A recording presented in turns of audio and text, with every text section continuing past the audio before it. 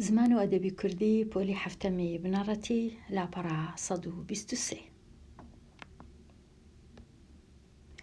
بەشی ڕێنووس نووسینی کوردی بە پێیتی لاتینی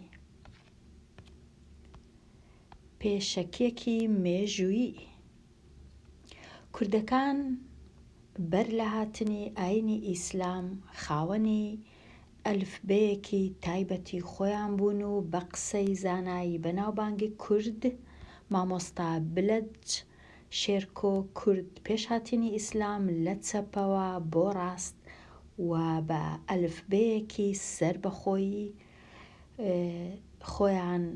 سربەخۆی خۆیان زمانەکەی خۆیانیان دەنووسی.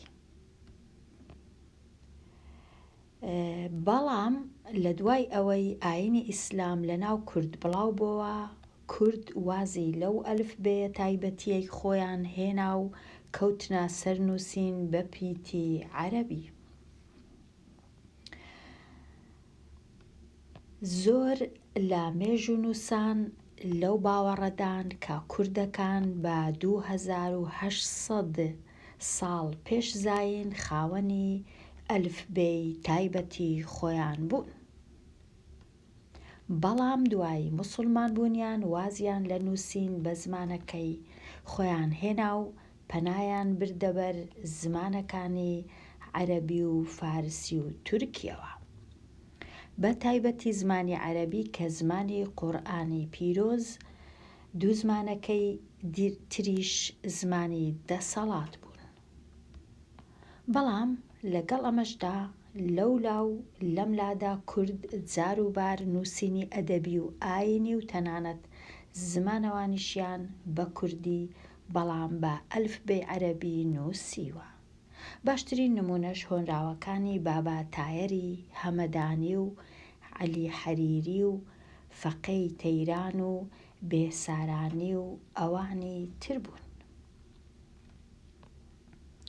زۆر لە ڕۆژهەڵاتناسەکان لەبارەی زمان و نووسینی کوردیەوە شتیان نووسیوە.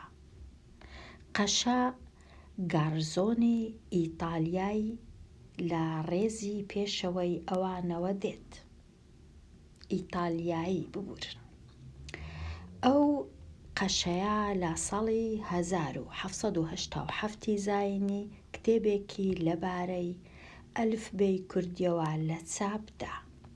لە پاش ئەویش چەند ڕۆژهەڵاتناسێکی تر کاری لەم جۆرەیان کردووە، وەکو ئۆگست ژاپا کە فەرهەنگێکی کوردی فەڕەنسی بە خەتی فارسی لە ساڵی 1879 زاینی چاپ کرد.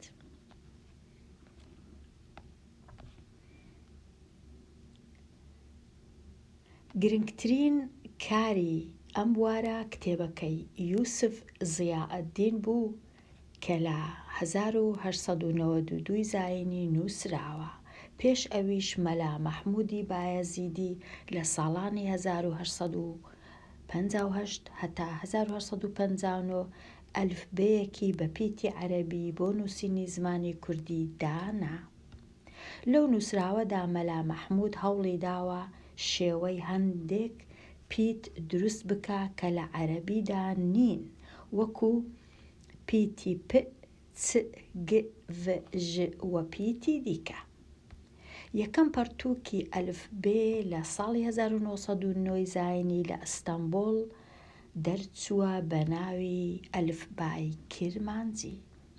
هەر لەم بوارەدا کۆمەڵەی هێڤی کە لە ساڵی 1912 زاینی لە ئەستەمبۆڵ دامەزرا ڕۆڵێکی گرنگی هەبووە لە پێشخستنی ئەلفبەی کوردی بە پیتی عەرەبی. ئەو کۆمەڵە دوو گۆڤاری بە ناوەکانی ڕۆژی کورد و هەتاوی کورد دەرچووەند. هەر لە سەر لاپەڕەکانی ئەم دوو گۆڤارەدا بانگەشە کرا کە ئەلفبەی کوردی لە پیتی عەرەبی بگۆڕدرێ بۆ پیتی لاتینی. لە کوردستاندا سەرەتا ڕۆشنبیرە کوردەکان ئەوەندەی گرنگیان بە کێشە سیاسیەکان دەدا ئەوەندە بەلای پرسی ئەلفبەی کوردیەوە نەدەچوون. بەڵام ئینگلیزەکان لە ساڵانی 20ی سەدەی 20 هانی ڕۆشنبیرانیاندا تا ئاوڕێک لە پرسی ڕۆشنبیری کوردی بدەنەوە. لە ساڵی 1970 زاین مێجەرسۆن ڕۆژنامەی تێگەیشتنی ڕاستی لە بەغدا دەرکرد کە ڕۆڵێکی کاریگەری هەبوو لە پێشخستنی زمان و نووسینی کوردی. دوای ساڵی 1925 زاینی چەند ڕۆژنامە و گۆڤارێک دەرچوون کە گرنگیان بە ئەلفبەی کوردی دەدا و ڕۆناکبیری وەک تۆفیق وەهبی و ئیسماعیل حەقی شاوەیس تیایاندا دەنووسی.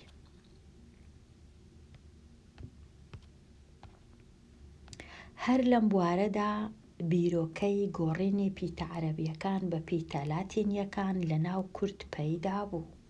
کۆمەڵەی هێڤی هەر لە ساڵی 1913دا ڕۆڵێکی سەرەکی لەم مەسەلەیەدا دەگێڕا. هەروەها مێجەرسۆنی ئینگلیزیش هەر لەو ساڵەدا واتە لە 1913دا نامێلکەیەکی لەبارەی ئەلفبەی کوردی و هەندێ مەسەلەی ڕێزمانی دانا. دوجار هەوڵەکانی میر جەلادەت بەدرخان سەریان گرت و ئەو زانایە ئەلفبەیەکی لاتینی دانا کە لەگەڵ دەنگەکانی زمانی کوردیدا بگونجێت و لە ساڵی 1932دا بڵاوی کردەوە و پاشان ژمارەکانی گۆڤاری هاواری لە دیمەشق پێچاپ کرد. میر جەلادەت تا مرد هەر لەم بوارەدا کاری کرد. وەکو دەبینن خوێندکاری ژیر نووسینەکی زۆرە و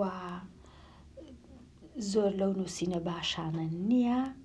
هەر ئەوها لێرەویستی تیان مێژووی هەزاران ساڵ بە دوو لاپەڕاپڕ بکەنەوە. ئەوەش ئیشەکی زۆر گرانە، هەم لۆ ئەو کەسانەی کە دەینووسن و هەروەها لۆ ئەو خوێندکارانە کە تێبگەن سەریان لێ دەشێوێ جێژاوەیەک دروست دەبی، بە تایبەتی لە کاتی تەنیا باسی ساڵ و باسی ناو دەکرێ بەبێ بەڵگا، بەبێ سەرچاوە، بەبێ نووسینی ناو وەکو خۆی بە پیتی لاتینی کە بە تایبەتی ناوی نووسەرەکانی ئیتالی و یان ئینگلیزی و یان شتیوە، چونکە کە ناوەکەی دەکەینە کوردی پاشان ئەگەر بمانەوێ بچین بگەڕین بە دوای ناوەکەی زانیاری پەیدا بکەین کوردیەکە ناوە کوردیەکە بنووسین، هیچ زانیاریەک نایە لە گوگڵ یان لە جێیەک یان لە کتێبەک ناچارین واز بینین لە لێ کۆڵینەوە و ئەوەش شتەکی خراپە. کەواتە چ بکەین باشە؟ باشترین شت ئەوەیە کە ئەو کەسانەی بێگومان کاتیان هەیە و دەیانەوێ زیاتر تێبگەن لە مێژووی زمانی کوردی پێویستە بە خۆیان بگەڕێن بە شوێن زانیاری و زانست و هیچ کات بە کەلک نایە پەنا ببەینە بەر ڕۆژهەڵات ناسان یان قەشەیەکی ئیتالی. ئەوانە تەنیا دەتوانین تەمەشایان کەین هەر ئەوەی تۆزێک زانیاری زیاتر، بەڵام ئایا ئەوانە بە چەند ساڵێک ژیان لە کوردستان دەتوانن بەبێ ئەوەی کوردیش ڕەنگە بزانن لە مێژووی کوردی تێبگەن؟ بێگومان نا. کەواتە ئەرکەکە بمانەوێ و نەمانەوێ دەکەویتە سەرشانی ڕۆڵەکانی کوردستان بە کورد و بە ئەوانی دیش کە ڕەنگە زمانیشیان کورد نەبی بەڵام کوردستانینە. کاتە لێکۆڵینەوە دەکەویتە سەرتوو خوێندکاری ژیر. ڕاستە ئێستا ڕەنگە تەمەنت 12-13 ساڵ بی، بەڵام بتەوێ یان نەتەوێ ئەتوو لە داهاتوو دەبی کۆمەڵگەی کوردەواری کوردستانی بەڕێوە ببەی پاش 10-20 ساڵی دی. کاتە ئەرکەکە ڕەنگە هەست بکەی ئەرکەکی گرانە، و ڕەنگە هەتا ڕادەیەک ئەو ئەرکە واژبی هەستەکەشت ڕاست بی. بەڵام ئەرکەچی لە هەمان کات خۆشە ئەگەر بیخەیە سەرشانی خۆت. هەمیشە دەبی گومانت هەبی لە نووسینەکانی پێشتر، بزانی لەبەر چ ئەوهایان نووسیە. ئایا لەبەر کارێکی سیاسیە، دین نییە، دەسەڵاتیە، تایبەتی و شەخصیە، کاتە ئەوەندە مەودای لێکۆڵینەوەت هەیە کە پێویستە لە ئێستاوە بنچینەکەی ئامادەکەی لۆ خۆت و هیچ کات هیچ شتێک نەخینەوە باوەڕی پێنەکەی بێ ئەوەی گومانێک لە کنت دروست نەبی. کاتە لێکۆڵینەوە تەنیا لە سەردەستی تو دەبی بکرێ، نەک لە سەردەستی نووسەرانی زمانەکانی دی. بەڵام بێگومان دەتوانی کەلکیان لێوەربگری هەتا بزانی لەبەر چ ئەوهایان نووسیە. چونکە هەمیشە دەسەڵاتداران، هەمیشە ئەو کەسانەی کە داگیرکەرن، هەمیشە ئەو کەسانەی کە شتێکی تایبەتی خۆیان هەیە شت دەنووسن و هەمیشە خەڵکانەکیش هەنا بەلاڕێتدا دەبن. کەواتە با ئێستا تۆزێک ئەمن هەندێک شتی لێرە بنووسم.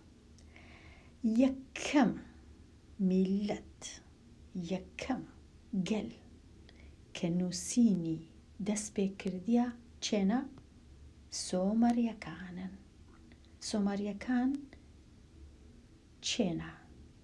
سۆمەریەکان ئەو گەلەیە کە لەسەر خاکی کوردستانی ئێستامان ژیانیان بەسەر بردیە. نووسینەکە کوو بووە؟ بێگومان نووسینەکەەوە چی نووسینی ئەوڕۆ نەبووە، ئەو دەبی ئەوەش هەمومان بزانین. یەکەم جار نووسینەکە وەکو شێوەی وێنە و وەکو شێوەی هێما بووە، وەکو وێنەی ئێستا لێرە دەیبینی.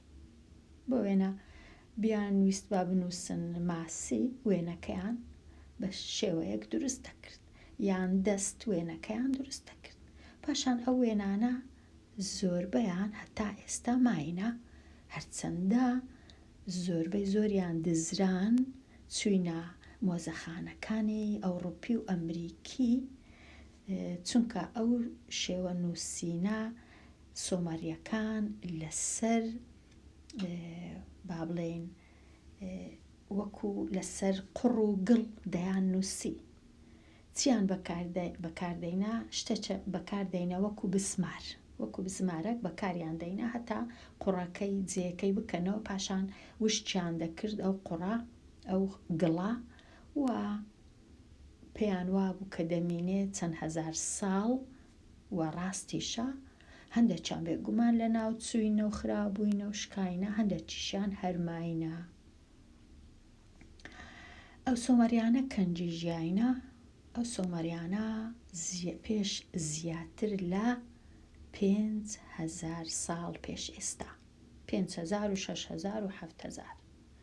کاتە دەتوانین بڵێین سۆمەریەکان کوردە کەونەکانن، چونکە جێی ژیانیان کوردستانی ئێستایە لە مابەینی دوو ڕووباری کە ئێستا ڕووبارەکان ناویشیان گۆڕایە، بێگومان ناویان بوویتە دیجلە و فورات، بەڵام بەخۆی ناوی دیجلە و فورات نەبووە. ناوەکانیان وەچی ناوی کە ئینگلیزەکان بەکاردەینن تایگریس و یوفرێت، ناوەکانیان ئەوها بووە. ئەسڵی ناوەکانیش ئەگەر بتەوێ بخینەوە کوردیە. کەواتە لەژێر ئەو خاکەی کوردەکان لەستا لەسەری دەژین، بە ملیۆنان شوێنەوار هەیە، پێویستە لێکۆڵینەوەیان لەسەر بکرێ، هەر لۆ زانیاری، نەکلۆ ئەوەی بە زۆر شتەکی بکەینە کوردی، بەڵام نەکلۆ ئەوە شتەکە ئەگەر کوردی بی بیکەینە هی گەلەکانی دیکە. کەواتە تەنیا لێرە ڕاستگۆیی لێکۆڵینەوەی زانستی، باوەڕ نەکردن بە هەموو شتێک، گومانکردن و بە خۆت هەمیشە دەبی کوردستانیەکان ئەو ئەرکەی بگرنە ئەستۆ. کەواتە دەبی بە خۆمان فێربین، شوێنەوار ناسی بە خۆمان بیکەین، ئەو شتانەی نووسراینە بە زمانی سۆمەریەکان بە خۆمان شیکەینەوە، کاتە هەمیشە دەبی بە خۆمان ئیشەکان بکەین، نەک تەنیا ئەو قەشە ئەوەی نووسی، ئەو نووسەرە ئەوەی نووسی، ئەدی بە خۆمان چمان نووسە، بێگومان بە خۆمان بە هەزاران شتمان نووسە، بەڵام وەکو بە خۆشتان دەزانن کە داگیرکردێ شتەکانت لا دەبا، شتەکانت ناهێڵێ، شتەکانت دەشێوێنێ، شتەکانت دەسووتێنێ. ئەوجا ئەگەر ئەو داگیرکەرە یەک نەبی، دوو نەبی، سێ نەبی، چار نەبی، لە پێشێ 5,000 ساڵ هەتا ئێستاش هەر بەردەوامە. کەواتە ئەو کەسەی کە باسییان کرد لێرە کە قەشەی ئیتاڵیە ناوەکەی ئەو هایە، ئەمن دیتمەوە، ئەگەر ویستت شتەچی لەسەر بخینەوە دوایێ، ماوریسیۆ گارسۆنی، کتێبەکەش کە نووسیتی ئەو هایە وەچی دەبینن لێرە لاپەڕەی بەرجی یەکەمی کتێبەکە، لێرەش ئەو ساڵی کتێبەکەی لێ نووسێ وەکو دەبینن لێرە نووسرای ئەمە ساڵەکە، ئەوها نووسیتم ساڵەکە بە ڕەنووسی ڕۆمانیە. ڕەنووسی ڕۆمانی پێشان ئەو هایان دەنووسی. ئێستا شی دەکەمەوە ئەو ڕەنووسە مانای چییە؟ ڕەنووسی ڕۆمانی ئەو هایە. بۆیەنە ئەو مانای چییە؟ واتە هەزار، کاتە ئەو واتە هەزار. ئەوها لە جیاتی بیان نووسی بە هەزار دەیان نووسی پیتی پاشان ئەو پیتی مانای چییە؟ پیتی مانای چییە؟ پیتی واتە 500. ئەوەش 500. ئەدی یعنی 100. کاتە 100 لێرە 100 لێرە. ئەدی مانای چییە؟ واتە 50. ئەدی x واتە 10. 3x واتە 3 دەیمان هەیە، دەیەچ لێرەیە. ئەدی مانای چییە؟ واتە 5. ئەدی ئەو یەکانە واتە یەک هەر یەکە، لێرە یەک، لێرەش یەک. ئێستا ئەگەر بمانەوێ بزانین ساڵەکە چەندە، 1000 بەوە 1000 500 لەگەڵ 100 دەکا 700. 1700 ئەو 50 لەگەڵ ئەو دەی دەکا 60. 70 ئەوەش 80. ئەو 5ش لەگەڵ ئەو یەکەی دەکا 7. واتە ئەو کتێبە لە ساڵی 1787 نووسرایە، وەکو لە کتێبی لێرەش نووسیتیان.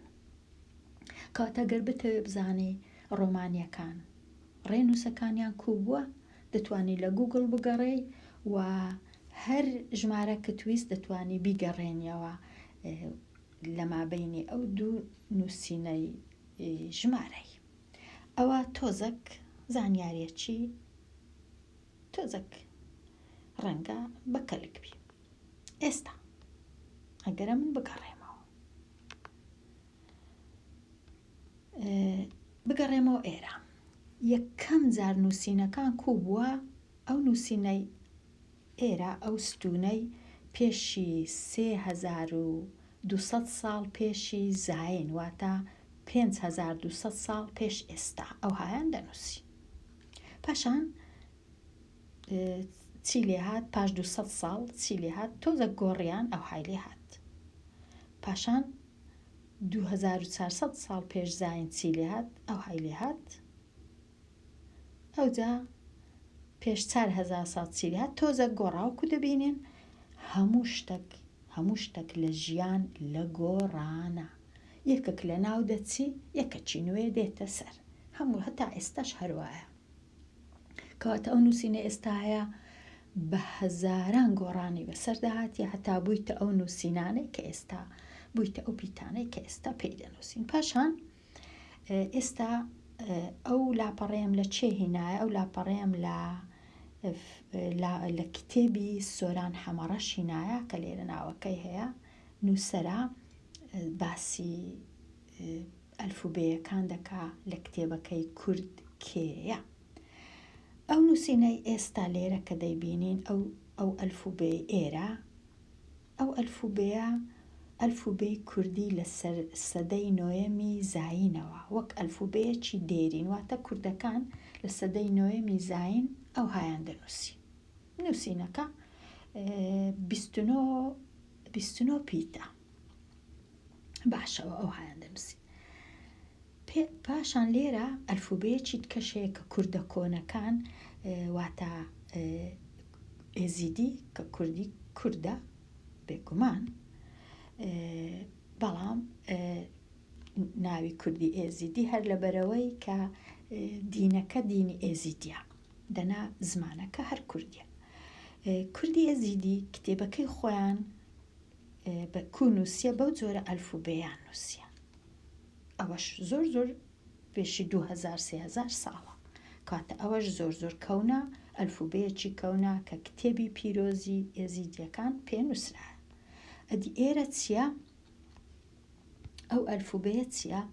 ئەو ئەلفوبەی لاتینی ئێستا لەوەی وەهاتیە. لاتینی واتە ئینگلیزی و بۆ وێنە سویدی و ئەوانە کە بە پیتی لاتین دەنووسن لە چێ هینایەتیان گۆڕیتیان لەو ئەلفوبەی کە کاتی خۆی ئەلفوبەی فینیقیەکان بووە. فینیقیەکانیش لە چێ ژیاینە؟ لە جیرانی کوردەکان بووینە، لە ئێستا سووریا و لوبناان و ئەوانەی ئێستا و فینیقەکان لەوێ ژیاینە، کاتە دیسان دەبی تێکەڵەیە کارە هەبووبی لەگەڵ ئەو پیتانە لەگەڵ پیتەکانی کوردی. زەوەکو دەبینی پیتەکانی فینیقیەکان زمانەکەیان نێزیک بووە لە عەرەبی، واتە لە هەمان درەختی هەمان زمانن، بەڵام لە کوردی دوورن کە زمان وەکو یەکنینە. کوردی لە زمانە کە پێیان دەڵێن هیند و ئەوروپیەکان، بەڵام فینیقیەکان لە زمانە سامیەکانن. زمانە سامیەکانیش زمانی یەهودیەکان جوولەکە و زمانی عەرەبی و ئەو زمانانە، زمانی ئاشووریەکان و ئەوانە، کاتە لەوێوە هینایەتیان. فینیقیەکانیش هەر وشەک یان هەر پیتەک بۆ وێنە پیتی ئەو پیتە ناویان ئەوە وەکو ناویان لێنایە کە پاشان گرێکیەکانیش لەوان وەریان گرتیە ئەلفا بێتە، پاشان بوویتە ئەلفوبێ. ئەو شتانە کاتە ئێستا گەر تەمەشای ئێرەکەین ئەمن ئەو هامدانایە کوبووە. یەکەم شت سۆمەریەکان دەتوانین ناویان لێنین کوردە کەونەکان، چونکە مەسڕیەکان ئێستا ناو لە خۆیان دەنێن مەسڕیە کەونەکان کەوا هەز دەکەن مەسری بووینە فیرعەونیەکان و بێگومان مەسری بووینە، بەڵام کە دەڵێن مەسڕیە کەونەکان ئەو هایان کردیە، کاتە ئەمە دەتوانین بڵێن کوردە کەونەکان کۆنەکان. کاتە مەسریەکانیش 100% تێکەڵیەکیان هەبووە لەگەڵ شارستانیەتی سۆمەری. ئەو فینیقیەکانیش دێن، ئەوانیش لە مەسریە کۆنەکان ئەلفوبەیەکەیان تۆزەک دەگۆڕن. پاشان یۆنانیە کۆنەکان دێن، ئەوانیش لە فینیقیەکان شتەکی وەردەگرن. ئارامیەکان دێن، ئەوانیش ئەلفوبەی فینیقیەکان تۆزەک چا دەکەن. عەرەبەکان دێن، دیسان لە ئارامیەکان تۆزەک ئەلفوبەیەکەی چاکتر دەکەن. کوردەکان دێن، دیسان تۆزەک لە عەرەبەکان ئەلفوبەیەکەی وەردەگرن و پیتی خۆیان لەسەردا دەنێن. کەواتە ناتوانین ئەمە یەکسەر بڵێن ئەو ئەلفوبەی عەرەبیە، چونکە ئەوهانیە ئیش ئەوهانیە هەر یەکەی لەوی دیکە تۆزەک وەردەگری تۆزەک چای دەکە. ئەگەر ڕاستیەکەی بڵێن هەمویان لە سۆمەریەکان وەریان گرتێ، سۆمەریەکانیش کوردە کەونەکان، کەواتە ئەوها دەڕوا دەگەڕێتەوە لامان، بەڵام لە یەکەشکە وەری دەگرین. هەروەکو ئەوی وایە پارچە قماشەکت هەبی بدەیە دەست یەکەشکە بیدووری و بیهینتەوە لای تو بیکاتە شتێکی تکە، ئەو هەی لێدێ. ئەو یۆنانیە کەونەکان چ دەکەن؟ ڕۆمانیەکان دەچن ئەلفوبەیەکەی دیسان چا دەکەن، لەوان وەردەگرن، ئەو دەبیتە پیتی لاتینی ئێستا. عەرەبەکانیش بەهۆی قورئانی پیرۆز ئەو ئەلفوبەی دەینە لای کوردەکان، بەڵام کوردە کۆنەکانی پێش ئیسلام کونووسیتیان ئێزیدیەکان مەسحەفا ڕەشا پیرۆزیان کونووسیە، وەکو ئەو ئەلفوبەی پیشانمدا لە لاپەڕەکەیدی ئەو هایان نووسیە. هەندێک جار بە پیتی پەهلەوی نووسیتیان، هەندێک جار بە پیتی ئاڤێستایی نووسیتیان، کەواتە کوردیش ئەلفوبێی هەیە لە کەونەوە تا ئێستا، بەڵام گۆڕیتی هەموو جار بە گوێرەی سیاست، بە گوێرەی داگیرکەر، بە گوێرەی چێ هاتیتە سەر خاکەکەت و زاڵ بووە بەسەر زمانەکەی، بەسەر کولتور. ئەوەش بێگومان ئەوەش لە مێژوو ئەو هاە، هەتا ئێستاش هەراوهایە، هەتا ئێستاش هەموو کەس هۆکاری خەڵکی دیکە لەسەری هەیە. کاتە ناتوانین هیچ ئەلفوبێیەکان بگەڕێنینەوە لۆ کەسەکی تایبەتیان، لۆ گەلەکی تایبەت، ئەوە ئەلفوبێی فڵانە، ئەوها نییە. هەموو ئەویت کە لەوی وەرگرتیە ئەو لەوی وەردەگری، ئەوی دی لەوی وەردەگری، چای دەکا لە دوایێ بە ئەلفوبەیەکی دەنووسی. ئەو ئەلفوبێی ئێستا ئەمە پێی دەنووسین بە من زۆر ئەلفوبەیەکی تەواو کوردیە، بەڵام بەداخەوە زۆربەی زۆرمان تەختەکلیلی کوردیشمان نییە، نیتمان دەچین بە تەختەکلیلی عەرەبی یان فارسی یان ئەفغانی دەنووسی. ئەوەش داخەچی بە ئەو گرانە، چونکە وشەکە دەگۆڕدرێ، چونکە وشەکە نابیتە وشەی کوردی. کاتە تەختەکلیلی کوردی ئەوجا هەر لە چێ وەرمانگرتبی کێشە نیە، ئیشەکەمان ئاسان دەکا، زمانەکەمان پتەو دەکا، تێگەیشتمان لە یەکتر باش دەبی. ئەوەش لێرە ئەلفوبەیەکی دیکە کە ئەمن هینایتم چێ نووسیتی محەممەد باوەردی مقەدەم، کە ئەو هەز دەکاتن ئەو ئەلفوبەیەکی کوردەواریە و پێی باشە بەو جۆرە ئەلفوبەیەی بنووسی. کەواتەوەکو دەبینن زۆرە لەسەر چۆنیەتی لە چێ وەرمانگرتیا، لە چێ هینایتمان، کوگەیشتیتە لامان. ئەوە لێکۆڵینەوەکی زۆری دەوێ، هیچ کێشە نییە، بەڵام کێشە ئەوەیە کە زۆر کەم جار لێکۆڵینەوەکان لەلایەن کوردستانیان کراینە، هەموو جارێ لەلایەن داگیرکەران کراینە، لەلایەن ڕەنگە دوژمنانیش کرابن، هەرچەندە وشەکە زۆر جوانیە دوژمن، بەڵام زۆر جار ئەوەی ڕاستیبی دوژمن لەبەر چه هەڵەیە، هەتا ئەو ڕۆژ خوێندکاری ژیر، هەتا ئەو ڕۆدونێش بۆ وێنە خانمەکی کورد لە ڕۆژهەڵاتی کوردستان لەسەر ئەوەی بە کوردی وانەی گۆتیتەوە زیندانی کرایە، هەتا دوونێ، هەتا ئەو ڕۆکاتە هەتا ئێستاش ئەو شتا لۆ کوردان ئاسان نییە بەداخەوە. کاتە ئەمە لە باشووری کوردستان کە ئەو هەلەمان هەیە، یان ئەوانەی کوردانی دەرەوەی وڵات دەتوانین تەختەکلیلی کوردی بەکاربێنی کوردی بنووسین، لەبەر چوانەکەین کە خەڵک کوردانمان لە بەشەکانی دی کوردستان زیندانیش دەکرێن لەسەرەوەی بە کوردی وشەچی دەنووسن، یان ڕستەچی دەنووسن، یان گۆرانیەکی دەڵێن. کاتە ئەو شتانە گرنگن، زۆر گرنگن کوردستانیان لە ئێستاوە بزانن، هەرچەندە زۆربەی زۆریشمان دەزانین، بەڵام هەر لە بیرمان نەچیتەوە کە ئاگان لە زمانی خۆمان بی، هەرچەندە تا ئێستاش زمانی خۆمان زۆر ئاگادار بووینە و شتی زۆریش دەنووسرێ، هەرچەندە خوێنەر ئەوەندە زۆر نییە، نووسەر هەتا ڕادەیەک زۆرە. ئەوە شتەچی باشە، بەڵام پێویستیمان بە هەموو جۆرە یارمەتیەکە لە هەموو بوارەک، زانست، زانیاری، لێکۆڵینەوە، هەموو بوارەک. کەواتە ئەوە تۆزێک دەربارەی زمان و ئەدەبی کوردی و تەختەکلیلی کوردی و ئەو پیتە کوردیانە لە چێ هاتیە، کوو بووە، چی لێ هاتیە، و کوو گەشەی کردیە، و کوو لۆمان هاتیە، دەگەڕێتەوە چێ، وەکو تەمەشای دەکەین مڵکی کەس نییە، بەڵام گۆڕانکاری بەسەردا هاتیە و یەکەم کەسیش سۆمەری کوردە کەونەکە. بزانم چمایە لێرە تەمەشایە چی بکەین. وابزانم ئێرە بهێڵمەوە لۆوانەی داهاتوو کە کە تۆزێک باسی ئەلفوبێی کوردی بکەین بە پیتی لاتینی، ئێستا زانیمان هیچ کێشە نییە بە کامە پیتی دەنووسین، گرنگ ئەوەیە لە یەک تێبگەین و پیتەکان پیتی کوردی بن، بەڵام ئەگەر لاتینی بی و ئەگەر فینیقی بی ئەوە کێشە نییە. لێر دێمە کۆتایی ئەوانەیە هەتاوانەیەکی نوێ هەر بژی.